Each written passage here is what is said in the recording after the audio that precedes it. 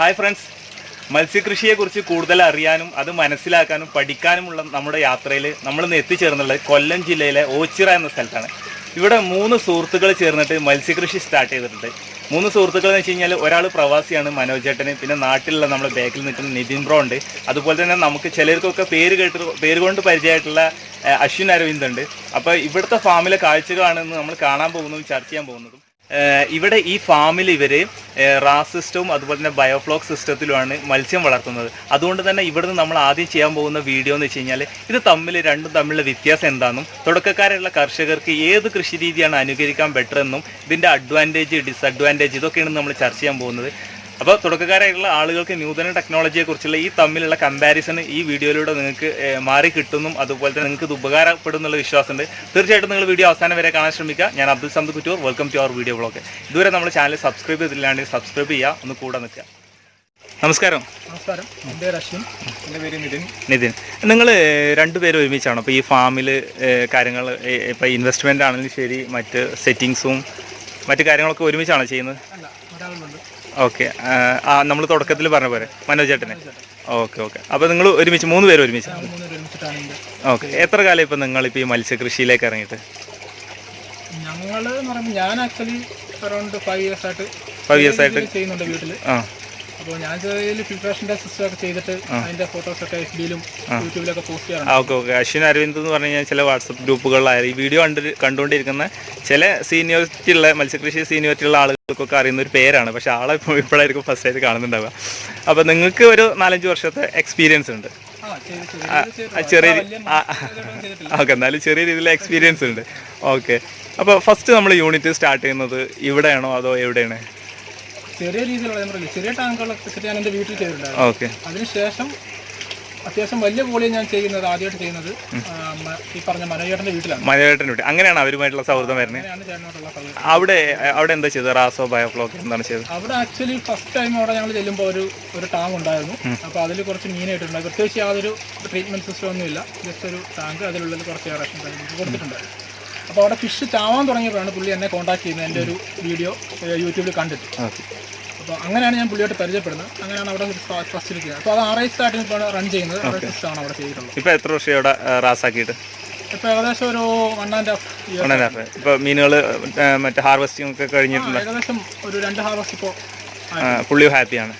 പുള്ളി ഹാപ്പിയാണ്. അപ്പോൾ അതിനുശേഷമാണ് പുള്ളി ഞങ്ങളോട് ചേർന്നിട്ട് നമുക്ക് ഇവിടെ ഇൻവെസ്റ്റ് ചെയ്യാനായിട്ട് പുള്ളി കുറച്ച് ഫിനാൻഷ്യൽ ഹെൽപ്പ് ചെയ്തത്. ഓക്കെ, അങ്ങനെയാണ് ഇവിടെ സെറ്റ് ചെയ്യുന്നത്. ഇവിടെ ഇപ്പോൾ മെയിനായിട്ട് എന്തൊക്കെയാണ് റാസും ബയോഫ്ലോക്കും?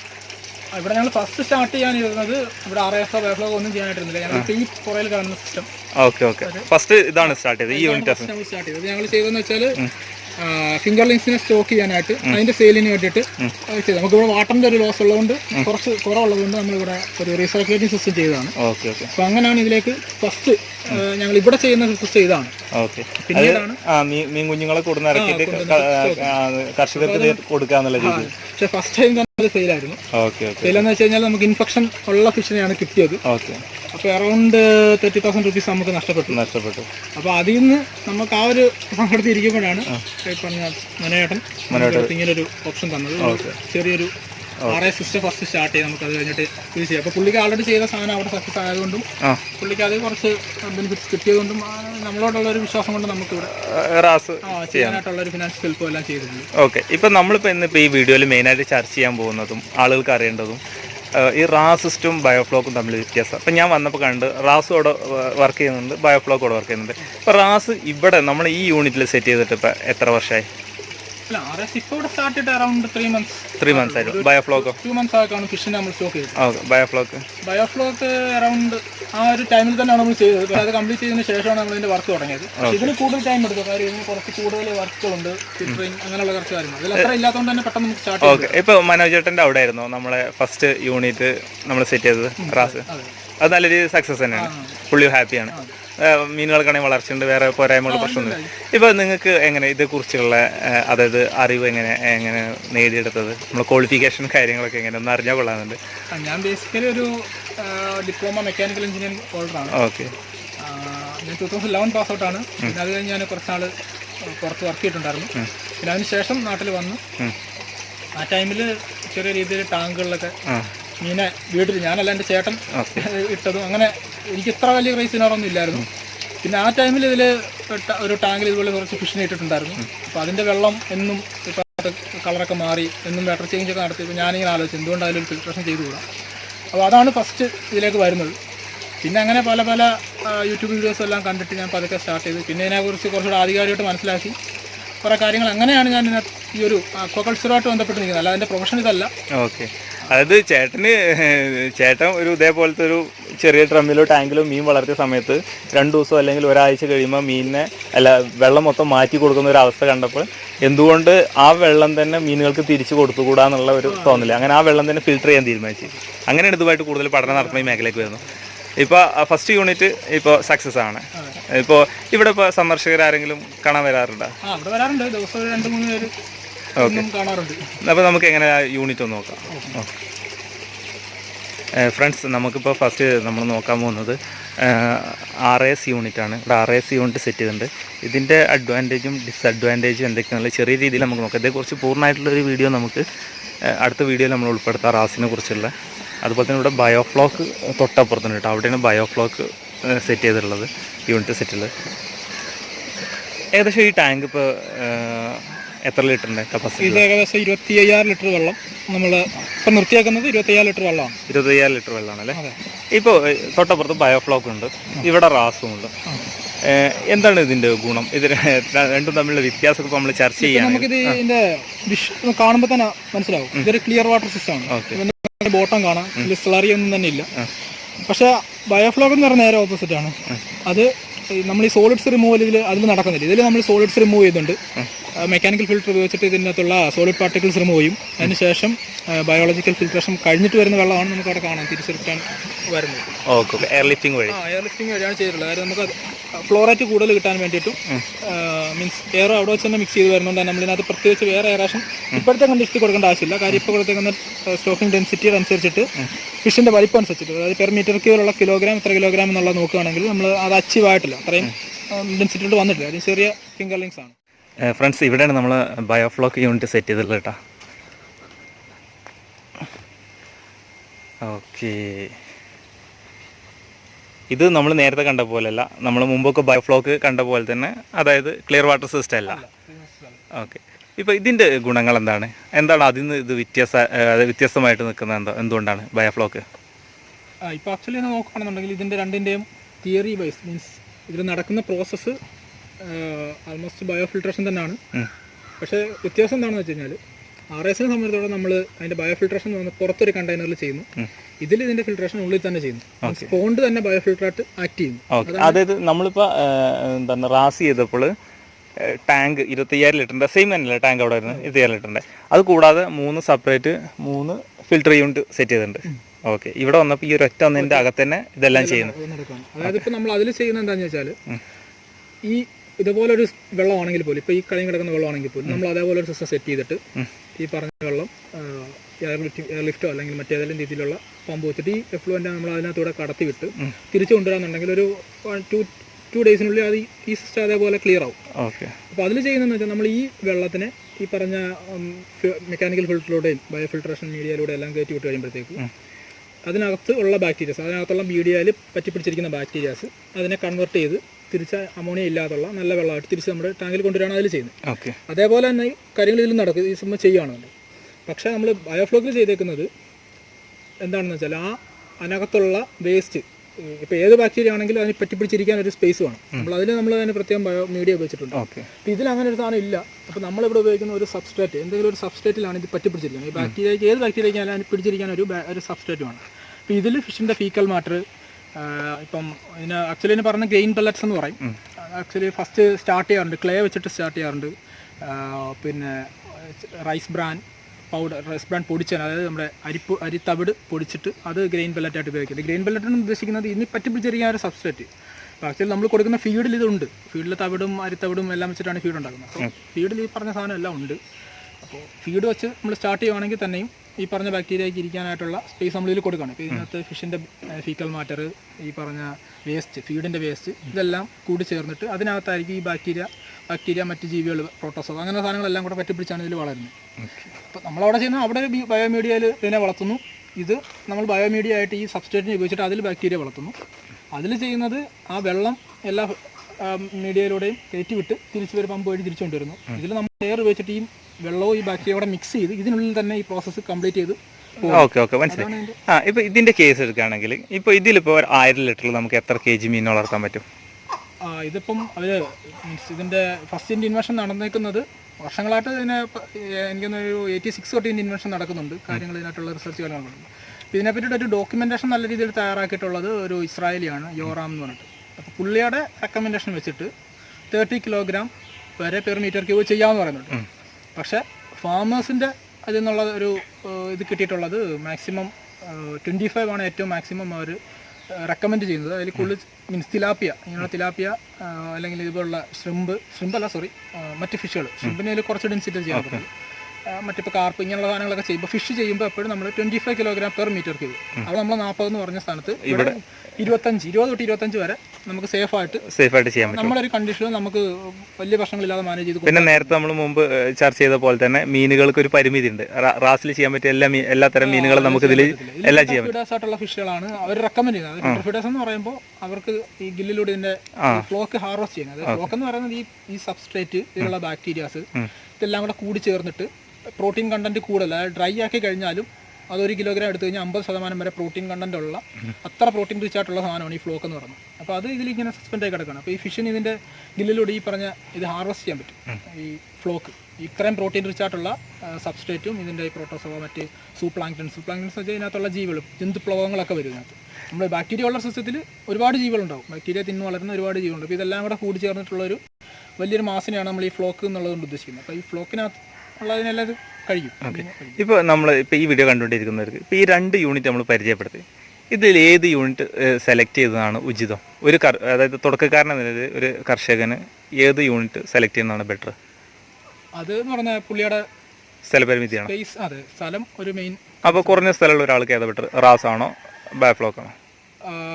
ഇപ്പം വളരെ കുറച്ച് സ്ഥലമേ ഉള്ളൂ, കൺജസ്റ്റഡ് ആയിട്ടുള്ള സ്ഥലമാണ്. പുള്ളിയുടെ കോമ്പാക്റ്റ് ആയിട്ടുള്ളൊരു സിസ്റ്റമാണ് വേണമെന്നുണ്ടെങ്കിൽ ഇനി ഒന്ന് ബയോഫ്ലോക്കിനേക്കാളും നല്ലത് പ്രിഫർ ചെയ്യാൻ നോക്കുന്നത് RS ആണ്. അപ്പോൾ അതിൽ പറഞ്ഞിട്ട് ഡബിൾ ഡെൻസിറ്റിയിലേക്ക് നമുക്ക് പോകാൻ പറ്റും. എയറേഷനും കാര്യങ്ങളെല്ലാം കൺട്രോൾ ചെയ്യും. പക്ഷേ അങ്ങനെയാണെങ്കിൽ ഇപ്പോൾ ഡെൻസിറ്റി കൂടുതൽ അതിൽ കിട്ടും, പക്ഷേ തീറ്റ ചെലവും മറ്റ് ആനുകൂല്യങ്ങൾ നോക്കുകയാണെങ്കിൽ ബയോഫ്ലോക്കിലാവും. അപ്പോൾ അത് ഈ ഫിൽട്ടർ ഫീഡേഴ്സ് ആയിട്ടുള്ള ഫിഷിനെ ചെയ്യുമ്പോൾ നമുക്ക് അതിൻ്റെ അതിൻ്റെ ഒരു ചിലവ് കുറവ് ഇതിലായിരിക്കും. ഏകദേശം ഒരു 20 to 30% ഒക്കെ തീറ്റ ചെലവ് കുറയും മറ്റേതിനെ അപേക്ഷിച്ചിട്ട് നോക്കുകയാണ്. കാര്യം അതായത് നമ്മൾ ഇതിനകത്തൊരു 24% പ്രോട്ടീനുള്ള തീറ്റ കൊടുക്കുകയെന്ന് വെച്ച് കഴിഞ്ഞാൽ RSൽ ഒരു 32% പ്രോട്ടീൻ കൊടുക്കുന്നതിന് ഏകദേശം സമാനമായിട്ടുള്ള പ്രോട്ടീൻ അസിമുലേഷൻ അതായത് ഫിഷിൻ്റെ ബോഡിയിലോട്ട് കയറുന്നത് ഏകദേശം അത്രയും ഇത് ചെയ്യുന്നത്. അതായത് നമ്മൾ ഇതിനകത്ത് 27 കൊടുത്താൽ മതി, അതിൽ 32 കൊടുക്കണം. ഫീഡ് കോസ്റ്റ് രണ്ടിൽ ഏകദേശം 500 രൂപയുടെ വ്യത്യാസമുണ്ട്. ഒരു 40 കിലോയുടെ ചാക്ക് നമ്മൾ വാങ്ങിക്കുകയാണെന്നുണ്ടെങ്കിൽ 24% പ്രോട്ടീൻ്റെതും മറ്റേതും തമ്മിൽ ഏകദേശം ഒരു 500 രൂപയുടെ വ്യത്യാസം. പിന്നെ ഇപ്പോൾ തുടക്കക്കാരായിട്ടുള്ള ആൾക്കാർ ഇപ്പോൾ ഈ കൃഷി രീതിക്ക് ഇറങ്ങി വരികയാണെങ്കിൽ ഏറ്റവും കൂടുതൽ ഇന്ന് മത്സ്യകൃഷി പരാജയപ്പെടുന്നത് ശ്രദ്ധ ഇല്ലാത്തതുകൊണ്ട് തന്നെ ആയിരിക്കും കുറേയൊക്കെ. അപ്പോൾ ഏറ്റവും കൂടുതൽ ശ്രദ്ധ അനിവാര്യമായിട്ടുള്ള ഏതാണ്, റാസിനാണോ ബയോഫ്ലോക്കിനാണോ? അല്ല, ഇതിപ്പം രണ്ടിനും നമ്മൾ ക്ലോസ് ആയിട്ടുള്ള മോണിറ്ററിങ് വേണം. ഇപ്പോൾ ഈ പറഞ്ഞിട്ട് ഡെൻസിറ്റി അവർ പറഞ്ഞേക്കുന്ന ഡെൻസിറ്റിയിൽ നമ്മൾ കീപ്പ് ചെയ്യുകയാണെന്നുണ്ടെങ്കിൽ, അല്ലെങ്കിൽ അവർ പറഞ്ഞേക്കുന്ന ഒരു ഇച്ചിരി ഡെൻസിറ്റി കുറച്ചിട്ടാണ് നമ്മൾ കീപ്പ് ചെയ്യുന്നതെങ്കിൽ പോലും രണ്ടും നമുക്ക് മാനേജ് ചെയ്യാവുന്നതാണ്. ഓക്കെ. ഇപ്പോൾ ഈ ഒരു സിസ്റ്റം ഇവിടെ ഞാൻ പറഞ്ഞാൽ ഞങ്ങൾ 3 പേരാണ് ചെയ്തത്. ഇപ്പം ഞങ്ങൾ 3 പേര് ഇതിൽ ഇടപെടുന്നില്ല. ഇത് മാനേജ് ചെയ്യുന്നത് എൻ്റെ കസിൻ അവനാണ്, എൻ്റെ അച്ഛനും അമ്മയും കൂടാണ് ഇത് ചെയ്യുന്നത്. ഇതുവരെ നമുക്കിനകത്ത് അങ്ങനെ ഫസ്റ്റ് ഇത് സ്റ്റാർട്ട് ചെയ്ത ടൈമിൽ കുറച്ച് ഇഷ്യൂസ് ഒക്കെ ഉണ്ടായിട്ടുണ്ട്. നമ്മൾ ആദ്യമായിട്ട് സ്റ്റാർട്ട് ചെയ്ത ഒരാളായതുകൊണ്ട് നമുക്ക് ഇതിൻ്റെ ഒരു സ്റ്റാൻഡേർഡ് പ്രോട്ടോക്കോളൊന്നും നമ്മൾ ഡെവലപ്പ് ചെയ്തിട്ടില്ല. കിട്ടുന്ന ഇൻഫർമേഷൻ വെച്ചിട്ടാണ് ചെയ്യുന്നത്. അപ്പോൾ അങ്ങനെ ചെയ്യുമ്പം കുറച്ച് ഇഷ്യൂസ് ഉണ്ടായിട്ടുണ്ട്. നമുക്കിവിടെ കറണ്ട് ബില്ലൊക്കെ എങ്ങനെ വരുന്നത്? ഏതിനാണ് കൂടുതൽ ബില്ല് വരിക? ഇപ്പോൾ ബില്ല് എന്ന് പറയുമ്പോൾ നമ്മളിപ്പോൾ ഫസ്റ്റ് സ്റ്റാർട്ട് ചെയ്തിട്ട് നമുക്ക് ഫസ്റ്റ് ബില്ല് ഇതുവരെ കിട്ടിയിട്ടില്ല. അതായത് നമ്മളിപ്പോൾ ഉപയോഗിക്കുന്നത് ഫിഷറീസിൻ്റെ കണക്ഷനാണ്. ആ താരിഫ് എന്ന് പറയുന്നത് 2.5 റുപ്പീസാണ് പെർ യൂണിറ്റ് വരുന്നത്, LT5B എന്ന് പറയുന്നത്. അപ്പോൾ ആ കണക്ഷൻ വെച്ചിട്ട് നമുക്ക് ഇതുവരെയുള്ള ബില്ല് വന്നിട്ടില്ല. അപ്പോൾ ബില്ല് വന്നാലേ നമുക്ക് അറിയാൻ പറ്റത്തുള്ളൂ എത്ര കറക്റ്റ്. എങ്കിലും ഇപ്പോൾ ഒരു എക്സ്പീരിയൻസ് വെച്ചിട്ട് ഇപ്പോൾ സാധാരണക്കാരന് മനസ്സിലാവുന്ന രീതിയിൽ ഇപ്പോൾ ഏതിനായിരിക്കും കറണ്ട് ബില്ല് കൂടുതൽ വരിക, റാസിനാണോ ബയോഫ്ലോക്കിനായിരിക്കും? അപ്പോൾ ഞാനൊരു ഉദാഹരണം പറഞ്ഞാൽ 1 കിലോഗ്രാം ഫിഷ് നമ്മൾ പ്രൊഡ്യൂസ് ചെയ്യാനായിട്ട് രണ്ടിലും എത്രത്തോളം ഇലക്ട്രിസിറ്റി കൺസപ്ഷൻ വരുന്നുണ്ടെന്നുള്ളത് നമ്മൾ നോക്കിയാൽ മതി. അങ്ങനെ നോക്കുകയാണെന്നുണ്ടെങ്കിൽ നമുക്ക് 1 കിലോഗ്രാം ഫിഷ് പ്രൊഡ്യൂസ് ചെയ്യാൻ കൂടുതൽ ഇലക്ട്രിസിറ്റി എടുക്കുന്നത് ഇതിനകത്തായിരിക്കും, ബയോഫ്ലോക്കിലായിരിക്കും. അതിൽ കുറച്ചുകൂടി കുറവ് വരും. കാര്യം മീൻസ് ഓക്സിജൻ കൂടുതൽ വേണ്ടുന്ന ഒരു സിസ്റ്റമാണിത്. നമ്മൾ സോളിഡ് റിമൂവൽ ഇല്ലാത്തതുകൊണ്ട് ഇപ്പം നിലവിൽ ഇവിടെ 2 യൂണിറ്റിനും 24 hours ഇലക്ട്രിസിറ്റി വർക്ക് ചെയ്യുന്നത്. പിന്നെ അതുപോലെ തന്നെ ഇവിടെ പമ്പ് യൂസ് ചെയ്തില്ല, ഫുൾ എയറേറ്റർ ആണെന്നുണ്ടല്ലേ. ഇപ്പൊ ഇവിടെ എയറേറ്റർ യൂസ് ചെയ്യുക, എയറേറ്ററിന്റെ കാര്യങ്ങൾ എങ്ങനെയൊക്കെ? ഇത് ഇപ്പം നമ്മൾ വെച്ചിട്ടുള്ളത് സൺസൺ എന്ന് പറയുന്ന കമ്പനിയുടെ HJB280 എന്ന് പറഞ്ഞിട്ടുള്ളത്. കപ്പാസിറ്റി കപ്പാസിറ്റി എന്ന് പറയുന്നത് ഏകദേശം 280 ലിറ്റേഴ്സ്, 250 ലിറ്റർ പെർ മിനിറ്റിൽ അത് പമ്പ് ചെയ്യും. അത് പക്ഷേ നമ്മൾ പുറത്ത് പ്രഷറൊന്നും ഇല്ലാതെ എയറിൽ വെക്കും. വെള്ളത്തിൽ വെക്കുമ്പോൾ ഏകദേശം 220 ലിറ്റർ, 20 ലിറ്റർ പെർ മിനിറ്റ്. ഇപ്പൊ ഈ വരുന്ന എയർ അത്രയും ഏകദേശം കാണും. ഇപ്പൊ ബയോഫ്ലോക്കിൽ ആണ് ഈ സംഭവം സെറ്റിൽ, റാസിൽ സെറ്റ് ചെയ്ത പമ്പോ എയറേറ്റർ, സെയിം എയറേറ്റർ ആണ്. ഇതിപ്പോ 24 hours രണ്ട് വർക്ക് ചെയ്യുന്നുണ്ട്. ഓക്കെ. അപ്പോൾ അവിടെ നമ്മൾ എയർ ലിഫ്റ്റിന് വേണ്ടിയിട്ടാണ് ഉപയോഗിക്കുന്നത്, അവിടെ നമ്മൾ വാട്ടർ പമ്പ് ഉപയോഗിക്കുന്നില്ല. എയർ ലിഫ്റ്റിംഗ് മാത്രമേ ഉള്ളൂ. പിന്നെ എയറേറ്ററും ഉണ്ട്. എയറേറ്റർ എന്ന് വെച്ചാൽ നമ്മളിപ്പം ഇപ്പൊ കൊടുത്തേക്കുന്നത് എയർ ലിഫ്റ്റ് മാത്രം പമ്പ് കൊടുത്തേക്കുന്നത്. ഇപ്പൊ നമ്മൾ അവിടെ കണ്ടെന്ന് വെച്ചാൽ വെള്ളം കുറച്ച് താന്നാണ് ഇരിക്കുന്നത്. നമ്മൾ കുറച്ചുകൂടെ വെള്ളം ഉയർത്താണെങ്കിൽ ഈ ഫ്ലോ റേറ്റ് കൂടും. അപ്പോൾ ഓക്സിജൻ, അതായത് ഓക്സിജൻ ട്രാൻസ്ഫർ റേറ്റും കൂടും. നമുക്കിപ്പോൾ ഏകദേശം ഈ പറഞ്ഞ വിട്ട് ഇതിനകത്ത് ഉള്ള ഫിഷിനെ സപ്പോർട്ട് ചെയ്യുന്നതിനേക്കാളും കൂടുതൽ എമൗണ്ട് നമുക്ക് ആ എയറേഷൻ വെച്ചിട്ട് അവിടെ സപ്പോർട്ട് ചെയ്യാം. അതിന് ക്ലിയർ വാട്ടർ ആയിരുന്നു. ഇപ്പം നിലവിൽ മത്സ്യകൃഷി ചെയ്യുന്ന ഒരുപാട് കർഷകരുണ്ട്. അതുപോലെ തന്നെ ഈ കൃഷി രീതിയിലേക്ക് ഇറങ്ങി വരാൻ പോകുന്ന പ്രവാസികളടക്കം ഒരുപാട് പേര് നമ്മൾ വീഡിയോ കണ്ടുകൊണ്ടിരിക്കുന്നുണ്ടാവും. അപ്പോൾ അവരോട് ഇപ്പോൾ എന്താ പറയുക, ഏത് യൂണിറ്റാണ് ബെറ്റർ അവർക്ക് ചൂസ് ചെയ്യാൻ പറ്റിയത്? അപ്പോൾ അത് പ്രവാസികളായാലും നമ്മുടെ നാട്ടിലുള്ളവരായാലും ഫിഷ് ഫാമിങ് ചെയ്യാൻ വരുമ്പോൾ അത് ടോട്ടലി അവർക്ക് അറിയാത്തൊരു ഏരിയ ആയിരിക്കും. കുറച്ച് പേർക്കൊക്കെ എന്തെങ്കിലും ഒരു എക്സ്പീരിയൻസ് ആണായിരിക്കും. എങ്കിൽ പോലും എന്നെ ഒരു ഒട്ടും അറിയാത്ത ഒരാൾ ഒരു കാരണവശാലും ഒരു വലിയൊരു സിസ്റ്റം, അതിന് RS ആയാലും ബയോഫ്ലോക്ക് ആയാലും ഇനി അക്വാപോണിക്സ് ആയാലും ഏത് സിസ്റ്റം ആയാലും ഒരു കാരണവശാലും ഒരു വലിയൊരു യൂണിറ്റിലേക്ക് ആദ്യമേ പോകരുത്. ഇപ്പോൾ എല്ലാവരും ചെയ്യുന്ന ഒരു പരിപാടിയാണ്, 1 ലക്ഷത്തിൻ്റെയൊക്കെ വലിയ ടാങ്ക് ഉണ്ടാക്കും, എന്നിട്ട് അതിന് ചെറിയ ഫിൽട്രേഷൻ എന്തെങ്കിലും ചെയ്യും, ആരെങ്കിലും പറയുന്ന പോലെയൊക്കെ ചെയ്ത് നോക്കും. പക്ഷെ അത് ഫ്ലോപ്പ് ആവും. അപ്പോൾ എപ്പോഴും ഒരു ചെറിയൊരു യൂണിറ്റ് സ്റ്റാർട്ട് ചെയ്തിട്ട് അതിൽ റെക്കമെൻഡ് ചെയ്തേക്കുന്നതിനേക്കാളും വേണമെങ്കിൽ കുറച്ച് കൂടുതൽ ഡെൻസിറ്റിയിൽ ഫിഷിനെ ചെയ്ത് നോക്കാം. ഓക്കെ. ഇപ്പൊ നമ്മൾ നേരത്തെ പറഞ്ഞ 1000 ലിറ്റർ ഇപ്പൊ 40 kg RS പറഞ്ഞിട്ടുണ്ടെങ്കിൽ ഡെൻസിറ്റി തന്നെ നമ്മളത് അതിൽ കുറയാതെ അതേ ഇതിനെ ഫോളോ ചെയ്യാം. സ്റ്റാർട്ടിങ് ആ രീതിയിൽ വരുന്ന രീതിയിൽ നമ്മൾ ഫിഷിന് ഇപ്പം അതായത് ഇപ്പം 6 മാസം കഴിയുമ്പോൾ ഏകദേശം 40 kg ആവും എന്നുള്ള കണക്കാക്കി തന്നെ നമ്മൾ ഫിഷിനെ ഇടുക. അങ്ങനെ ഇടുമ്പോൾ അഡ്വാൻറ്റേജ് നമുക്ക് ചെറിയൊരു യൂണിറ്റിൽ തന്നെ ഇത്രയും ഡെൻസിറ്റി ഇടുമ്പോൾ നമുക്ക് എന്തൊക്കെ റിസ്കുകൾ വരുന്നുണ്ട്, നമുക്ക് അത് എങ്ങനെ മാനേജ് ചെയ്യാൻ പറ്റുന്നുണ്ടെന്നുള്ള കാര്യങ്ങൾ നമുക്ക് മനസ്സിലാവും. അല്ലാതെ നമ്മളിപ്പോൾ ഒരു വലിയൊരു സിസ്റ്റം ഉണ്ടാക്കിയിട്ട് അതിൽ ചെയ്ത് കഴിഞ്ഞാൽ മനസ്സിലാവത്തില്ല എന്തൊക്കെ പ്രശ്നമാണ്. ഇപ്പോൾ സാധാരണ ചിലർ പറയും നാളെ ആദ്യം ഒരു ടാങ്ക് ചെയ്യും, എന്നിട്ട് അതിൽ കുറച്ച് മീൻ ആദ്യം കുറച്ച് ഇടും, അത് പഠിച്ചിട്ട് നമുക്ക് കുറച്ച് കൂടുതൽ ഡെൻസിറ്റി ഇടാന്ന് പറയും. പക്ഷെ അങ്ങനെ ചെയ്യുമ്പോൾ ഒരു പ്രശ്നം എന്ന് വെച്ചാൽ എല്ലാവരും ചെറിയൊരു ടാങ്ക് ആദ്യം 5000-ന്റെ ടാങ്ക് ഉണ്ടാക്കും, അതിൽ കുറച്ച് ഫിഷിനെ ഇടും, എന്നിട്ട് അതിന് തീറ്റയെ കൊടുക്കും. പറഞ്ഞ പോലെ കുറച്ച് ഡെൻസിറ്റി ആയിരിക്കും ഇവിടുത്തെ. അപ്പോൾ നോക്കുമ്പോൾ വലിയ പ്രശ്നമൊന്നുമില്ലാതെ അതെല്ലാം സർവേ ചെയ്ത് കിട്ടി, അത്യാവശ്യം കുറച്ച് ഫിഷിനെയും കിട്ടി. അപ്പോൾ വലിയൊരു ടാങ്ക് ചെയ്യാം. അപ്പോൾ അതിൽ ഇനിയിപ്പോൾ ഇപ്പോൾ പഠിച്ചല്ലോ, ഇനിയിപ്പോൾ കുറച്ച് കൂടുതൽ ഡെൻസിറ്റി ഇട്ടാലും കുഴപ്പമില്ല ചെയ്യും. പക്ഷെ ഡെൻസിറ്റി കൂടുമ്പോഴായിരിക്കും റിസ്ക് കൂടുതൽ തന്നെ. അപ്പോൾ ഈ വലിയ ടാങ്കിലായിരിക്കും പുള്ളിക്ക് ഈ ചെറിയ ടാങ്ക് വരേണ്ടിയിരുന്ന റിസ്ക് അവിടെ വരും. അപ്പോൾ ബുദ്ധിമുട്ടായിരിക്കും പുള്ളിക്ക്, പിന്നെ അത് ബുദ്ധിമുട്ടായിട്ട് വരും. അപ്പോൾ എപ്പോഴും ചെറിയ ടാങ്കിൽ മാക്സിമം പിന്നെ റിസ്ക് എടുത്ത് ചെയ്തിട്ട് വലിയ ടാങ്കിൽ നമ്മൾ. അപ്പോൾ തുടക്കക്കാരിപ്പോൾ റാസ് ആയാലും ശരി, ബയോഫ്ലോക്ക് ആയാലും അക്വാപോണിക്സ് ആയാലും ശരി, ചെറിയൊരു ടാങ്കിൽ ഒരു 1000 അല്ലെങ്കിൽ 5000 വരെ ലിറ്റർ ടാങ്കുകളിൽ മീൻ വളർത്താനുള്ള ശ്രമം നടത്താം. അത് വിജയിച്ച് കഴിഞ്ഞതിന് ശേഷം മാത്രം കൊമേഴ്ഷ്യൽ അടിസ്ഥാനത്തിൽ കൂടുതൽ ഇൻവെസ്റ്റ് ചെയ്താൽ മതി. എങ്കിലും ഒരു സംശയം കൂടി ചോദിക്കുകയാണ്, ഇപ്പോൾ അക്വാപോണിക്സ്, ബയോഫ്ലോക്ക്, റാസ്, ഇതിൽ മൂന്നിൽ ഏതായിരിക്കും ഒന്നും കൂടി ബെറ്റർ? കൊമേഴ്ഷ്യൽ അടിസ്ഥാനത്തിലാണെങ്കിലും മറ്റു രീതിയിലൊക്കെ ആണെങ്കിലും. ഇപ്പോൾ മീൻ, ഇപ്പോൾ കൊമേഴ്ഷ്യൽ അടിസ്ഥാനത്തില്ല, മീൻ ഇപ്പോൾ നമുക്ക് മാർക്കറ്റിലേക്ക് എത്തിക്കണം, നമ്മളെ പരിസരത്തുള്ളവർക്ക് കൊടുക്കണം, നമുക്ക് എന്തൊരു പ്രോഫിറ്റ് വേണം. അപ്പോൾ അതിൽ ഏത് സിസ്റ്റം ആയിരിക്കും ഒന്ന് ബെറ്റർ? അതിപ്പം 2-3 കാര്യങ്ങൾ നമ്മൾ കൺസിഡർ ചെയ്യണം. First space. ഒരാൾക്ക് അത്യാവശ്യം പച്ചക്കറിക്ക് വിലയുണ്ട്, മീനിന് അത്യാവശ്യം വില കിട്ടുന്നുണ്ട്, ആൾ നല്ല സ്പേസും ഉണ്ട്. പിന്നെ ആൾ ഈ പറഞ്ഞ ബെഡ് ഒക്കെ പ്രശ്നം ഉണ്ടാകുമ്പോൾ, അതായത് ബെഡിനകത്ത് വേസ്റ്റ് കയറി അടഞ്ഞ് ഡാമേജൊക്കെ ഉണ്ടാകുമ്പോഴൊക്കെ പുള്ളിക്ക് അത് ചെയ്യാനുള്ള ഒരു എബിലിറ്റി ഉണ്ട്, ക്ലീൻ ചെയ്യാൻ ആളുണ്ട് എന്നൊക്കെ ഉണ്ടെങ്കിൽ ഒക്കെ അക്വാപോണിക്സ് തുടങ്ങാം. പക്ഷേ ഈ കേരളത്തിൽ ഇതുവരെ സ്റ്റാർട്ട് ചെയ്തിട്ടുള്ള അക്വാപോണിക്സുകളൊന്നും തന്നെയും ഒരു വളരെ കുറച്ച് ശതമാനം മാത്രമേ ഉള്ളൂ സക്സസ് ആയിട്ട് ഓടുന്നത്. അപ്പോൾ അതുകൊണ്ട് തന്നെ പുതിയതായിട്ട് സ്റ്റാർട്ട് ചെയ്യുമ്പോൾ ഈ പറഞ്ഞ കുറച്ച് കാര്യങ്ങളാണ്. പിന്നെ ചെയ്യേണ്ടതെന്ന് വെച്ച് കഴിഞ്ഞാൽ നമ്മുടെ ആ ഏരിയയിൽ നമുക്ക് വില കിട്ടുന്ന സ്പീഷീസ് ഏതാണെന്നുള്ളത്. ഇപ്പോൾ ഉദാഹരണത്തിന് തിലാപ്പിയയ്ക്കാണ് നമ്മുടെ അവിടെ നല്ല വില കിട്ടുന്നത്. അപ്പോൾ അങ്ങനെ ഉണ്ടെങ്കിൽ നമ്മൾ അത്ര എക്സ്പെൻസ് എടുത്ത് നമ്മൾ RS ചെയ്യേണ്ട ആവശ്യമില്ല. തിലാപ്പിയ ചെയ്യാൻ നമുക്ക് ബയോഫ്ലോക്കിൽ, കാര്യം ബയോഫ്ലോക്കിന് ഇൻവെസ്റ്റ്മെൻ്റ് എന്ന് പറഞ്ഞാൽ RSൻ്റെ പകുതിയേ വരുന്നുള്ളൂ. RSS ചെയ്യുന്നതിൻ്റെ പകുതിയോ ചിലപ്പോൾ കുറച്ച് താഴെ വരുന്നുള്ളൂ. അപ്പോൾ അതുകൊണ്ട് തന്നെ അങ്ങനെ ഇപ്പോൾ തിലാപ്പിയായോ അല്ലെങ്കിൽ ഏതെങ്കിലും കാർപ്പോ ഒക്കെയാണ് നമ്മൾ ചെയ്യുന്നതെങ്കിൽ ഇതിൽ ചെയ്യാം. അപ്പോൾ നമുക്ക് തീറ്റ ചിലവ് കുറയും, നമ്മൾ സ്റ്റാർട്ട് ചെയ്യുന്ന ഇൻവെസ്റ്റ്മെൻറ്റ്, അതായത് ഫസ്റ്റ് ഇനീഷ്യൽ ഇൻവെസ്റ്റ്മെൻറ്റ് കുറച്ച് മതിയാവും. പിന്നെ ഇലക്ട്രിസിറ്റിയുടെ കാര്യം എല്ലാവരും പേടിയാണ്, ഇത്രയും എയറേഷൻ കൊടുത്തു കഴിഞ്ഞാൽ കറണ്ട് ഒരുപാടാവും ഇതാകുന്നുള്ളത്. പക്ഷേ നമ്മൾ ശ്രദ്ധിക്കേണ്ടതെന്ന് വെച്ച് കഴിഞ്ഞാൽ ഈ ഇലക്ട്രിസിറ്റിയേക്കാളും കൂടുതൽ നമുക്ക് ചിലവ് വരുന്നത് ഫീഡിനകത്താണ്. ഇപ്പോൾ നമ്മൾ കുറച്ച് ഇലക്ട്രിസിറ്റി കൂടുതൽ കൊടുത്താൽ ഈ സിസ്റ്റം ചെയ്തിട്ട് ബയോഫ്ലോക്ക് ചെയ്യുകയാണെങ്കിൽ നമുക്ക് ഫീഡ് കോസ്റ്റ് കുറയും. ഇപ്പോൾ നമ്മൾ താരതമ്യം ചെയ്യുകയാണെങ്കിൽ നമുക്ക് ലാഭമായിരിക്കും. കാര്യം ഇലക്ട്രിസിറ്റി നമുക്ക് ഈ 2.5 റുപ്പീസ് പെർ യൂണിറ്റ് നമുക്ക് കിട്ടും. ആ ഒരു കണ്ടീഷനിൽ നമുക്ക് ഒരു കാരണവശാലും ഇലക്ട്രിസിറ്റിയെ കുറിച്ച് നമ്മൾ അതായത് ഇച്ചിരി എയറേഷൻ ഇത്രയും കൊടുക്കണ്ട, കുറച്ച് കൊടുത്താൽ മതി എന്ന് പറഞ്ഞിട്ട് ഒരിക്കലും ചിന്തിക്കരുത്. കാര്യം എയറേഷൻ മാക്സിമം കൊടുക്കാം. നമുക്ക് കൊടുക്കും ഓവർ സൈസ്ഡായിട്ട് കൊടുത്താലും കുഴപ്പമില്ല. അന്നേരം റിസ്ക് ഫാക്ടർ കുറയും. നമ്മൾ കറക്റ്റ് കാൽക്കുലേഷൻ വെച്ചിട്ട് ചെയ്യാതിരിക്കുന്നതിനേക്കാൾ. അപ്പോൾ എൻ്റെ ഒരു നമ്മൾ ആദ്യം സ്പീഷീസ് കൂടെ നോക്കണം ഏതൊരു ഒരു സിസ്റ്റം ചൂസ് ചെയ്യുമ്പോൾ. ഇനിയിപ്പോൾ നമുക്ക് വേറെ ഒരു ഇതാണ്, ഇപ്പോൾ ഒരാൾക്ക് സ്പേസും ഇല്ല, കുറച്ച് സ്പേസേ ഉള്ളൂ, എന്നാൽ അയാൾക്ക് ഈ പറഞ്ഞ തിലാപ്പിയ ചെയ്ത് കഴിഞ്ഞാൽ പുള്ളിക്ക് അവിടെ വിൽപ്പന നടക്കുന്നില്ല. തിലാപ്പിയയ്ക്ക് അത്ര വലിയ ഡിമാൻഡില്ല. അപ്പോൾ പുള്ളിക്ക് അല്ലെങ്കിൽ ഒരു പക്ഷേ വാളയോ അല്ലെങ്കിൽ നട്ടറോ വേറെ ഏതെങ്കിലും ഫിഷോ, അപ്പോൾ പുറത്തൊക്കെ ഒരുപാട് ഫിഷുകളുണ്ട്, നമ്മുടെ നാട്ടിൽ അത്ര ആയിട്ടില്ല. അപ്പോൾ അങ്ങനെ എന്തെങ്കിലും ഒരു ഫിഷാണ് ചെയ്യാൻ താല്പര്യം എന്നുണ്ടെങ്കിൽ ഇതിൽ ചെയ്യാൻ പറ്റില്ല. ഇതിൽ ചെയ്യാനൊക്കുന്ന തിലാപ്പിയ അങ്ങനെയുള്ള ഫിഷുകളാണ്. അപ്പോൾ അയാൾക്ക് ചൂസ് ചെയ്യാനൊക്കുന്ന RS ആണ്. പുള്ളിക്ക് സ്പേസ് ഇല്ല, അപ്പം അതായത് അക്വാപോണിക്സിൻ്റെ ബെഡൊന്നും വെക്കാനുള്ള സ്പേസ് ഇല്ല. അപ്പോൾ ഒരു ബയോഫിൽറ്റർ വെച്ചിട്ട് നമുക്ക് കോമ്പാക്റ്റ് ആയിട്ട് അതിൻ്റെ ബയോഫിൽറ്റർ നടത്തി പുള്ളിക്ക് അവിടെ ആ ഫിഷിനെ ഇടാം. പിന്നെ അക്വാപോണിക്സ് ചെയ്യുമ്പോൾ 1-2 പ്രശ്നങ്ങളോട് ഞാൻ പറയാം. ഒന്ന് ഈ പറഞ്ഞിട്ട് ബെഡ്, ഈ മെക്കാനിക്കൽ ഫിൽറ്റർ കഴിഞ്ഞിട്ട് എത്ര നമ്മൾ മെക്കാനിക്കൽ ഫിൽട്രേഷൻ കഴിഞ്ഞതാണെന്ന് പറഞ്ഞാൽ ഇപ്പോൾ അതിനകത്ത് കാണുന്ന ക്ലിയർ ആയിട്ടുള്ള വെള്ളം റിട്ടേൺ വരുന്ന വെള്ളത്തിലും കുറച്ച് രീതിയിൽ ചെറിയ രീതിയിൽ സോളിഡ്സ് ഉണ്ട്. അത് നമ്മൾ കാണുന്നില്ലെന്നേ ഉള്ളൂ. പക്ഷേ ഇത് ഒരു ബെഡിൽ സംബന്ധിച്ചിടത്തോളം ബെഡിൽ വരുമ്പോൾ ഇത് പതുക്കെ അതിൽ അക്യുമുലേറ്റ് ആയിട്ട് കിടക്കും. പിന്നെ അത് കൂടാതെ ഈ ബയോഫിലിം, ഈ ബാക്ടീരിയ ഉണ്ടാക്കുന്ന അതിന് പിടിച്ചിരിക്കാൻ വേണ്ടിയിട്ട് ഉണ്ടാകുന്ന ഒരു ഫിലിം ഉണ്ട്, ബയോഫിലിം. അത് കുറേ കഴിയുമ്പോൾ ഡെഡായി കഴിയുമ്പോൾ അതും ഇതിനകത്ത് കൂടെ ഈ ഇതിൽ സൈഫൺ ചെയ്തിട്ട് ഇതിൻ്റെ ഫ്ലഡ് ആൻഡ് ഡ്രെയിൻ സീസൺ ഉണ്ടല്ലോ, ടൈം ഉണ്ടല്ലോ. അപ്പോൾ അതിങ്ങനെ താഴോട്ട് ഈ വെള്ളം പോകുന്ന ടൈമിൽ ഈ ഡെഡായിട്ടുള്ള ബയോഫിലിമും കൂടെ താഴെ പോയി അടിയും.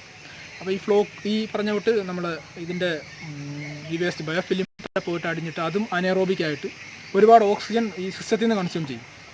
അതാണ് ചിലപ്പോൾ ചിലർക്ക് അറിയാം 2-3 ഹാർവസ്റ്റ് കഴിയുമ്പോഴത്തേക്ക് പിന്നെ ഈ ആദ്യം കിട്ടിയ റിസൾട്ട് കിട്ടാതെ വരും. അപ്പം കറക്റ്റായിട്ട് ബെഡ് മാനേജ് ചെയ്യാൻ പറ്റണം, ബെഡ് ക്ലീൻ ചെയ്യാനും. അപ്പോൾ സാധാരണ ഇതിൽ ഈ ഗൾഫിലൊക്കെ നിൽക്കുന്ന ആൾക്കാർ വീട്ടുകാരെ കൊണ്ട് ചെയ്യുക എന്ന് പറയുന്നത് റിസ്ക്കാണ്. പിന്നെ ഒരുപാട് ലേബർ ഇൻറ്റൻസീവാണ്. കാര്യം ഒരു ബെഡിനകത്തോട്ട് നമ്മൾ മെറ്റൽ ഇടുന്നതോടെ എളുപ്പമല്ല തിരിച്ചെടുക്കുക എന്ന് പറയുന്നത്, തിരിച്ചെടുത്ത് ക്ലീൻ ചെയ്യുക എന്ന് പറയുന്നത്. അതുകൊണ്ടാണ് ഓസ്ട്രേലിയ അല്ലെങ്കിൽ അമേരിക്ക പോലുള്ള സ്ഥലങ്ങളിലൊക്കെ അവർ ഈ റാഫ്റ്റ് വെച്ചിട്ട് ചെയ്തിരിക്കുന്നത് അക്വാപോണിക്സ്. അപ്പോൾ ആ രീതി ചെയ്യുകയാണെന്നുണ്ടെങ്കിൽ അത്രയും റിസ്ക് ഇല്ല. ഈ മീൻസ് ആ സോളിഡ്സ് വീണ്ടും സിസ്റ്റത്തിലൂടെ കറങ്ങി അങ്ങ് പൊക്കോളിരിക്കും. ഇതിനകത്ത് അടിയോ ഒന്നും ചെയ്യത്തില്ല. നമ്മുടെ നാട്ടിലൊന്നും ആ സിസ്റ്റം ഉണ്ട്, ചെയ്യുന്നുണ്ട്, ബാംഗ്ലൂരൊക്കെ ചെയ്യുന്നുണ്ട്. പക്ഷേ കേരളത്തിൽ കൂടുതൽ ആൾക്കാർ ചെയ്യുന്ന ഈ മെറ്റലിൻ്റെ ബെഡ് വെച്ചിട്ട്. പിന്നെ ഒരു പ്രശ്നം എന്താണെന്ന് വെച്ചാൽ മെറ്റലിൻ്റെ ബെഡ് വെച്ചിട്ടായാലും ഈ റാഫിൻ്റെ ബെഡ് വെച്ചിട്ടായാലും NFT ചെയ്യുന്നുണ്ടല്ലോ. NFT ചെയ്യുന്നുണ്ട്. പക്ഷേ NFT ഒക്കെ ചെയ്യുമ്പോൾ അതിലേക്ക് ലീഫി വെജിറ്റബിൾസ് ആണ് ചെയ്യുന്നത്. നമ്മുടെ നാട്ടിൽ ലീഫി വെജിറ്റബിൾസിന് വലിയ വിലയില്ല, അത്ര ഡിമാൻഡൊന്നും ഇല്ല അതിന്. പിന്നെ ഈ അക്വാപോണിക്സിൽ നമ്മൾ ഇത്രയും നടന്ന പച്ചക്കറിയോ സാധനങ്ങളോ നമുക്കൊരു ടെറസ് ഉണ്ടെങ്കിൽ ഇതിൻ്റെ വളരെ ഒരു 10-1 20 ഇൻവെസ്റ്റ് കൊണ്ട് നമുക്ക് ചെയ്തെടുക്കാം നമ്മുടെ വസ്തുവിൽ തന്നെ. അത് ഓർഗാനിക്കായിട്ട് ചെയ്യാം. ഈ പറഞ്ഞ ചാണകമോ അല്ലെങ്കിൽ മറ്റു സാധനങ്ങളൊക്കെ ഉപയോഗിച്ചിട്ട് നമുക്ക് ചെയ്യാം. ഇതിപ്പോൾ നമുക്ക് ഫുള്ളി ഓർഗാനിക്കാണെന്ന് പറയാനൊക്കെ ഇല്ല. അക്വാപോണിക്സ് ആണെങ്കിൽ നമ്മൾ ഈ കൊടുക്കുന്ന ഫീഡിനകത്ത് വരുന്ന സാധനങ്ങളെന്ന് പറയുന്നത് എന്തൊക്കെയാണ് ഈ പറഞ്ഞ ഇതിനകത്തെല്ലാം ഓർഗാനിക് എന്ന് പറയാനൊക്കത്തില്ല. എങ്ങനെ ഉണ്ടാക്കി ഈ ചാണകം ഇട്ടിട്ടുണ്ടാക്കിയ പിന്നെ നെല്ലിന്നോ അല്ലെന്നുണ്ടെങ്കിൽ യൂറിയ ഇട്ടുണ്ടാക്കിയ നെല്ലിന്നോ അതിൻ്റെ തവിടും എല്ലാം ചേർത്തിട്ടായിരിക്കുമല്ലോ. ഫുള്ളി ഓർഗാനിക് നമുക്കൊന്നും പറയാനൊക്കത്തില്ല. അപ്പോൾ അത് പുറത്ത് ചെയ്യുമ്പോൾ പിന്നെ കുറച്ചുകൂടെ നമുക്ക് ചിലർക്ക് വീട്ടിലെ അത്യാവശ്യം ആവശ്യത്തിനുള്ള പച്ചക്കറി ചെയ്യാനും ഒക്കെ അക്വാപോണിക്സ് കുഴപ്പമില്ല. ഇപ്പോൾ അക്വാപോണിക്സിൻ്റെ കേസ് എടുക്കുകയാണെങ്കിൽ ഇപ്പോൾ 1000 ലിറ്ററിൽ എത്ര kg മീൻ വളർത്താം? അത് അക്വാപോണിക്സും RSഉം ആക്ച്വലി അതിന്റെ കൺസെപ്റ്റ് സെയിം ആണ്. രണ്ടും ക്ലിയർ വാട്ടർ സിസ്റ്റം ആണ്. അപ്പോൾ അതുകൊണ്ട് 40 kg ഒക്കെ ചെയ്യാം. പിന്നെ അതുപോലത്തെ പ്രധാനപ്പെട്ട കാര്യം വെച്ചാൽ ഇപ്പോൾ റാസ് ആണെങ്കിലും അക്വാപോണിക്സ് ആണെങ്കിലും ബയോഫ്ലോക്ക് ആണ്, ഇനീഷ്യൽ ഇൻവെസ്റ്റ്മെൻ്റ് അല്ല, സ്റ്റാർട്ടിങ്ങിൽ കുറച്ച് ഇൻവെസ്റ്റ്മെൻറ്റ് ചെയ്യേണ്ടി വരുമല്ലോ. ടാങ്ക് നിർമ്മാണം പിന്നെ ഫിൽറ്റർ ചെയ്യുന്നതൊക്കെ അതിൽ ഏറ്റവും കൂടുതൽ ഇൻവെസ്റ്റ്മെൻറ്റ് വരുന്നത് ഏതിനായിരിക്കും? അതിപ്പം RSന്റെ കേസ് വരുവാണെന്നുണ്ടെങ്കിൽ അതിൻ്റെ ബയോഫിൽട്രേഷൻ്റെ പാർട്ടിലായിരിക്കും ഏറ്റവും കൂടുതൽ ഇൻവെസ്റ്റ്മെൻറ്റ് വരും. അക്വാപോണിക്സിലും ബയോഫിൽട്രേഷൻ്റെ പാർട്ടാണ്. കാര്യം അതിൻ്റെ ബയോഫിൽട്രേഷൻ എന്ന് പറയുന്നത് ബെഡാണ്. ബെഡ് ഉണ്ടാക്കാൻ അതിനകത്ത് ഇടുന്ന അഗ്രിഗേറ്റിൻ്റെ അതായത് മെറ്റലിൻ്റെ അളവാണ് കൂടുതൽ, അതിൻ്റെ കോസ്റ്റാണ് കൂടുതൽ. അപ്പോൾ ഏറ്റവും കൂടുതൽ ഇൻവെസ്റ്റ്മെൻറ്റ് ഈ മൂന്നിൽ ഏതിലായിരിക്കും? റാസിനായിരിക്കും ഏറ്റവും കൂടുതൽ വരുന്ന അക്വാപോണിക്സ്, പിന്നെ വരുന്ന RSനായിരിക്കും. ഏറ്റവും കുറവ് ഇൻവെസ്റ്റ്മെൻറ്റ് ബയോഫ്ലോക്കിനായിരിക്കും. ഓക്കെ. ഇപ്പോൾ ഏകദേശം ഇപ്പോൾ ഒരു 1000 ലിറ്റർ മീൻ വളർത്തണം എന്നുണ്ടെങ്കിൽ ഈ ഒരു ബയോഫ്ലോക്കിന് ഏകദേശം എത്ര ഇൻവെസ്റ്റ്മെൻറ്റ് വരാൻ ചാൻസ് ഉണ്ട് എന്നറിഞ്ഞിരിക്കാൻ, അപ്രോക്സിമേറ്റ് റേറ്റ് അറിഞ്ഞിരിക്കാൻ? നമ്മൾ ഉപയോഗിക്കുന്ന ടാങ്കിൻ്റെ ആണ് അതിനകത്ത് ഏറ്റവും കൂടുതൽ കോസ്റ്റ് നമ്മൾ നോക്കുന്ന ടാങ്ക് നിർമ്മാണം. അത് രണ്ടുമാണ് കോസ്റ്റ് കൂടുതൽ എടുക്കുന്നത്. അപ്പോൾ എയറേറ്ററിനെ സംബന്ധിച്ചിടത്തോളം ഒരു 1000 ലിറ്ററിൽ ഒരു 20 LPM അല്ലെങ്കിൽ 10-15 LPM ഒക്കെ വെള്ളം തള്ളുന്ന ഒരു എയർ പമ്പ് ഉണ്ടെങ്കിൽ നമുക്ക് അതിനകത്ത് സഫിഷ്യൻ്റ് ആയിട്ടുള്ള. അപ്പോൾ ടാങ്ക് നിർമ്മാണത്തിന് ഡിപ്പെൻഡ് ചെയ്തിട്ടാണ് എക്സ്പെൻസ് മെയിനായിട്ട്. ഇപ്പോൾ എയർ പമ്പിൻ്റെ വില നമുക്ക് അറിയാവുന്നത് ഇപ്പം എനിക്കൊന്നൊരു 1500 രൂപയ്ക്ക് അല്ല 2000 രൂപയ്ക്ക് നമുക്ക് ആ ഒരു പറഞ്ഞ കണക്കിലുള്ള എയർ പമ്പ് നമുക്ക് വാങ്ങിക്കാൻ കിട്ടും. അങ്ങനെ ഒരു എയർ പമ്പ് ഉണ്ടെന്നുണ്ടെങ്കിൽ പിന്നെ നമുക്ക് കോസ്റ്റ് വരുന്നത് ടാങ്കിന്റെ കോസ്റ്റ് ആണ്. ടാങ്കിന്റെ കോസ്റ്റ് എങ്ങനെ ഏറ്റവും ചീപ്പായിട്ട് ചെയ്യാൻ നോക്കുന്നത്, ഇപ്പം നമ്മൾ ശ്യാം സാർ പറഞ്ഞ ആ രീതിയിൽ മടക്കി ആ രീതിയിൽ ചെയ്യുകയാണെങ്കിൽ അത്രയും കോസ്റ്റ് കുറവാണ്. അപ്പം ടാങ്കിന്റെ കോസ്റ്റ് നമ്മുടെ കയ്യിലിരിക്കുകയാണ്, നമ്മൾ എങ്ങനെ ചെയ്യുന്നതനുസരിച്ച്. പിന്നെ ഈ പറഞ്ഞിട്ട് അതുകൊണ്ടാണ് അതിൽ ഇപ്പം സമന്റെ വീഡിയോ തന്നെ കണ്ടിട്ടുണ്ട്, അതിങ്ങനെ മടക്കി ഒട്ടിച്ചേക്കുന്നത്. അതിനകത്ത് കാര്യങ്ങൾ ശ്രദ്ധിക്കാണ്ട്. ഇപ്പൊ ഈ മടക്കി പിന്നെ ഒട്ടിച്ചില്ലെങ്കിൽ ഇതിനുള്ളിൽ ഈ പറഞ്ഞ സാധനം കയറും, അങ്ങനെയുള്ള കാര്യങ്ങൾ മാത്രം ശ്രദ്ധിച്ചാൽ ടാങ്ക് കൺസ്ട്രക്ഷൻ നമുക്ക് എങ്ങനെ വേണമെങ്കിൽ ചെയ്യാം. അപ്പോൾ ടാങ്ക് നിർമ്മാണത്തിലാണ് ചെലവ് കൂടുതൽ വരുന്നത്. പിന്നെ അതുപോലെ തന്നെ ഈ ബയോഫ്ലോക്കും റാസും ചെയ്യുകയാണെങ്കിൽ റൗണ്ട് ടാങ്ക് ആണ് ബെറ്റർ, ഏറ്റവും നല്ല റൗണ്ട് ടാങ്ക് ആണ്. അക്വാപോണിക്സ് ആണെങ്കിൽ അക്വാപോണിക്സ് പല രീതിയിൽ ആൾക്കാർ ചെയ്യുന്നുണ്ട്. അത് കൂടുതലും ഇപ്പൊ ചെയ്യുന്നതെല്ലാം ബോണ്ട് കുഴിച്ചിട്ട് അങ്ങനെയൊക്കെയാണ്. അപ്പൊ അതുകൊണ്ട് പല ഷേപ്പിൽ ചെയ്യുന്നുണ്ട്. എങ്കിലും അക്വാകൾച്ചറിന് ഏറ്റവും ബെറ്റർ ആയിട്ടുള്ള റൗണ്ട് ടാങ്ക്. കാര്യം റൗണ്ട് സ്ട്രക്ചർ നമുക്ക് ഈസി ആയിട്ട് ഉണ്ടാക്കാം. ഇപ്പൊ ഇത് തന്നെ മെഷ് വെച്ചിട്ടാണ് ചെയ്തേക്കുന്നത്. അപ്പൊ ഇത് നമ്മൾ ഇത്ര ഒരു ടാങ്ക് നമ്മൾ സിമെന്റിൽ ഉണ്ടാക്കണമെന്നുണ്ടെങ്കിൽ നല്ല കോസ്റ്റ് വരും. മീൻസ് അതിപ്പോ ഇതേ സാധനം നമുക്ക് ഒരിക്കലും റെക്ടാങ്കുലർ ഉണ്ടാക്കാൻ പറ്റത്തില്ല മെഷ് വെച്ചിട്ട്. ഇപ്പോൾ ഒരുപാട് സുഹൃത്തുക്കൾ ബയോഫ്ലോക്ക് ആണെങ്കിലും റാസ് ആണെങ്കിലും അക്വാപോണിക്സ് ആണെങ്കിലും ഒക്കെ തുടങ്ങാൻ നിൽക്കുന്നവരുണ്ട്. ഇപ്പോൾ വീഡിയോ കണ്ടുകൊണ്ടിരിക്കുന്ന അവരോടൊക്കെ നമ്മൾ ഇത്ര നേരം അവർ കണ്ടുകൊണ്ടിരുന്ന അവർക്ക് കാര്യം മനസ്സിലായി, എന്താണ് ഇതിൻ്റെ വ്യത്യാസം, കുറേ കാര്യങ്ങൾ മനസ്സിലായിട്ടുണ്ടാവും. അപ്പോൾ ഏതാണ് അവർക്ക് തിരഞ്ഞെടുക്കാൻ ബെറ്റർ, അല്ലെങ്കിൽ അവരെന്താണ് ചെയ്യേണ്ടത് കൃഷി തുടങ്ങുന്നതിന് മുമ്പ്? ഇപ്പം എല്ലാവരും ഇത് ഇപ്പം ഈ ഒരു വീഡിയോ കണ്ടു കഴിഞ്ഞിട്ട് ആരും ആൾക്കാർ ഇത് തുടങ്ങാനായിട്ടുള്ളൊരു എക്സ്പ്രഷനൊക്കെ കാണിക്കും. അപ്പോൾ എല്ലാവരോട്ടും എനിക്ക് പറയാനുള്ളത്, ഫസ്റ്റ് നമ്മൾ ഇതിനെക്കുറിച്ച് കാര്യങ്ങൾ മനസ്സിലാക്കുക. മറ്റൊരു കൃഷി ചെയ്യുന്നതിനേക്കാളും കുറച്ചുകൂടി റിസ്ക് ഉള്ള, കുറച്ച് മനസ്സിലാക്കിയെടുക്കാൻ ബുദ്ധിമുട്ടുള്ളൊരു കാര്യമാണ്. അപ്പോൾ അതുകൊണ്ട് തന്നെ നമ്മളിത് കുറച്ച് ഇതിനെക്കുറിച്ച് പഠിക്കുക. ഇങ്ങനെയുള്ള ഫാമുകൾ പറ്റുമെന്നുണ്ടെങ്കിൽ നാട്ടിൽ വരുമ്പോൾ വിസിറ്റ് ചെയ്യുക. പെയ്ഡല്ലാത്ത മീൻസ് ഒരുപാട് പൈസ ചിലവാക്കാതെ ഉള്ള കാര്യങ്ങളൊക്കെ പോയി കണ്ട് മനസ്സിലാക്കുക. ഇപ്പോൾ ഇവിടെ വന്നു കഴിഞ്ഞാൽ എനിക്ക് പറയാൻ നോക്കുന്ന കാര്യങ്ങളൊക്കെ ഞാനും പറഞ്ഞുതരാം. അപ്പോൾ അങ്ങനെയൊക്കെ ഉള്ള കുറച്ച് വിസിറ്റും കാര്യങ്ങളും നടത്തുക. പിന്നെ വലിയ ഫാമൊക്കെ ചെയ്യാനുള്ള താല്പര്യമാണെന്നുണ്ടെങ്കിൽ വീട്ടുകാരെ ഏൽപ്പിച്ചിട്ട് പോകാനൊക്കാത്ത വേണ്ടിയിട്ടാണെങ്കിൽ നല്ലൊരു കൺസൾട്ടൻറ്റിനെ നമ്മുടെ അടുത്തുള്ള ഏതെങ്കിലും കൺസൾട്ടൻറ്റിനെ ഇത് നല്ലതായിട്ട് ചെയ്യുന്ന ആളാണെന്ന് പോയി മനസ്സിലാക്കിയതിന് ശേഷം അങ്ങനെയുള്ള ഒരാളെ ഏൽപ്പിച്ച് ചെയ്യുക. പിന്നെ എപ്പോഴും നേരത്തെ പറഞ്ഞ ചെറിയൊരു സിസ്റ്റം നമ്മൾ സ്റ്റാർട്ട് ചെയ്ത് ഒന്ന് മാനേജ് ചെയ്ത് നോക്കുക, നമ്മളെ കൊണ്ട് ഒക്കുന്ന പരിപാടിയാണോ എന്നുള്ളത്. ഇല്ലെങ്കിൽ പിന്നെ അത് ഒരുപാട് കണ്ടിന്യൂ ചെയ്യാതെ, മീൻസ് ഒരുപാട് പൈസ ഇൻവെസ്റ്റ് ചെയ്ത് ആദ്യം ഒരിക്കലും ചെയ്യരുത്. എപ്പോഴും നമ്മളിതെന്ന് വെച്ചാൽ കുറച്ച് നാൾ ചെയ്ത് എക്സ്പീരിയൻസ് ആവാനാണ് നമ്മൾ ഇത്രയും വലുത് ആദ്യം സ്റ്റാർട്ട് ചെയ്തത്. അങ്ങനെ നമ്മളും പതുക്കെ ഓരോന്നും ചെയ്തു. വന്നിട്ട് തന്നെ നമ്മൾ ഇത്രയും ഇതൊക്കെ ചെയ്ത് കുറേ നാളായിട്ട് നിന്നിട്ട് തന്നെ നമുക്ക് ഒരുപാട് ഇഷ്യൂസ് ഉണ്ടായിട്ടുണ്ട്. അപ്പോൾ പുതിയതായിട്ട് വരുന്ന ഒരാളിന് ഭയങ്കരമായിട്ടുള്ള മാനസിക സമ്മർദ്ദം ഉണ്ടാവും പുതിയതായിട്ട് ചെയ്യുന്നത്. ഫ്രണ്ട്സ്, ഇതുവരെ നിങ്ങൾ കണ്ടത് RASഉം ബയോഫ്ലോക്കും തമ്മിലുള്ള വ്യത്യാസവും കർഷകർക്ക് ഈസി ആയിട്ട് ഏത് സെലക്ട് ചെയ്യാന്നുള്ളതിനെ കുറിച്ചുള്ള ചെറിയൊരു വിവരണമാണ് നമ്മൾ ഡിസ്കസ് ചെയ്ത്. ഏതായാലും നമ്മൾ ഈ ഫാമിൽ വന്നിട്ടുണ്ട്. ഇവിടെ നമ്മൾ ഡീപ്പായിട്ട് നമ്മൾ റാസ് എന്താണെന്നുള്ളതിനെ കുറിച്ചുള്ള പരിചയപ്പെടുത്തുന്നുണ്ട്. അതുപോലെ തന്നെ ബയോഫ്ലോക്ക് എന്താണെന്നുള്ളതിനെ കുറിച്ചും ഡീപ്പായിട്ടുള്ള നമ്മൾ വീഡിയോ ചെയ്യുന്നുണ്ട്. അടുത്ത വീഡിയോകളായിട്ട് കാണും. നിങ്ങൾക്ക് എന്തെങ്കിലും കൂടുതൽ സംശയങ്ങൾ കാര്യങ്ങൾ ഉണ്ടെന്നുണ്ടെങ്കിൽ നമ്മൾ അശ്വിൻഭായുടെ നമ്പർ താഴെ ഡിസ്ക്രിപ്ഷനിൽ കൊടുക്കുന്നുണ്ടെങ്കിൽ നേരിട്ട് വിളിക്കാം. പറ്റുന്നുണ്ടെങ്കിൽ ഈ സ്ഥലത്ത് വന്നിട്ട് ഫാമൊക്കെ വിസിറ്റ് ചെയ്യാം. അപ്പോൾ എങ്ങനെയായാലും നിങ്ങൾ തുടർന്ന് വീഡിയോസ് കാണുക. കാരണം അടുത്തത് നമ്മൾ ചെയ്യാൻ പോകുന്നത് റാസിനെ കുറിച്ചിട്ടും അതുപോലെ തന്നെ ബയോഫ്ലോക്കിനെ കുറിച്ചും കൂടുതൽ കാര്യങ്ങളും കാഴ്ചകളുമാണ്. അപ്പോൾ കൂടുതൽ നമുക്കുള്ള സംശയങ്ങളൊക്കെ ആ ഒരു വീഡിയോയിൽ നമുക്ക് മാറ്റിയെടുക്കാൻ പറ്റുമെന്നുള്ള വിശ്വാസമുണ്ട്. അപ്പോൾ ഇതുവരെ നമ്മൾ ചാനൽ സബ്സ്ക്രൈബ് ചെയ്യാത്തവരുണ്ടെങ്കിൽ സബ്സ്ക്രൈബ് ചെയ്യുക, സപ്പോർട്ട് ചെയ്യുക, കൂടെ നിൽക്കുക. കാരണം എന്ന് വെച്ച് കഴിഞ്ഞാൽ തുടർന്ന് നല്ല വീഡിയോസ് ചെയ്യാൻ പറ്റുന്നുള്ള പ്രതീക്ഷയുണ്ട്. അപ്പോൾ അടുത്ത വീഡിയോയിൽ കാണാം. ബൈ.